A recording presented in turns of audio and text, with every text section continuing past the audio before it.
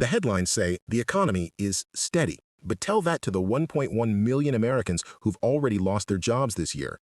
Behind the corporate spin and glossy stock charts, we're witnessing one of the most brutal waves of layoffs since the Great Recession.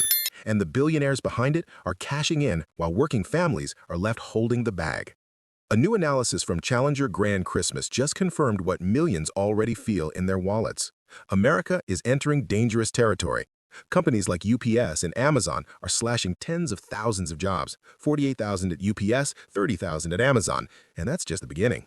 In total, employers have announced 1.1 million layoffs this year alone, the highest since the 2020 pandemic collapse and eerily close to the carnage of 2008 and 2009. But the corporate press still insists everything's fine. The economy appears steady, they say, as if losing your paycheck, your healthcare, and your home somehow counts as stability. Let's break it down. Just last month alone, 153,000 people were laid off, a staggering 183% increase from the month before. That makes it the worst October for job losses in 2 decades, since 2003. The cuts are concentrated in technology, retail, service, and warehousing, industries that once promised stable middle-class jobs. These aren't isolated layoffs. They're signs of a systemic failure, one where Wall Street profits by cutting costs, and those costs are always human lives. Nobel Prize-winning economist Paul Krugman recently said we weren't seeing mass layoffs, but this report proves otherwise. The so-called K-shaped recovery, where the rich climb higher while everyone else sinks, has become impossible to deny. America isn't experiencing shared prosperity. It's living 2 economies at once. At the top, CEOs collect record bonuses for trimming excess labor.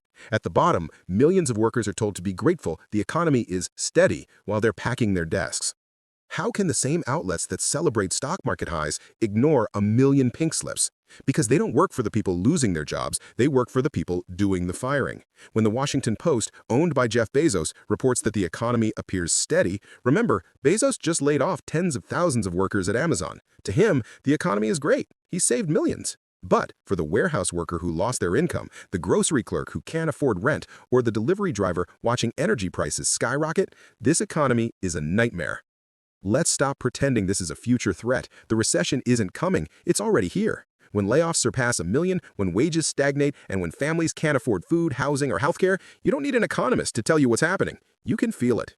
The data doesn't lie. What's collapsing isn't productivity. It's the illusion that trickle-down economics ever worked. Corporations are thriving because they've learned to make profits from pain, and conservative policymakers have made sure no law stops them from doing it.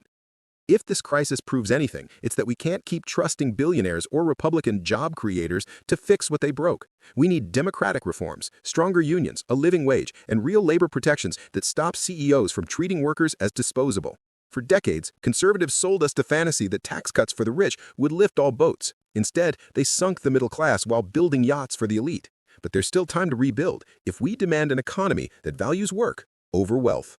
If you believe working Americans deserve better than layoffs and lies, don't just watch, get involved. Subscribe, hit the notification bell, and tell us what's happening in your community.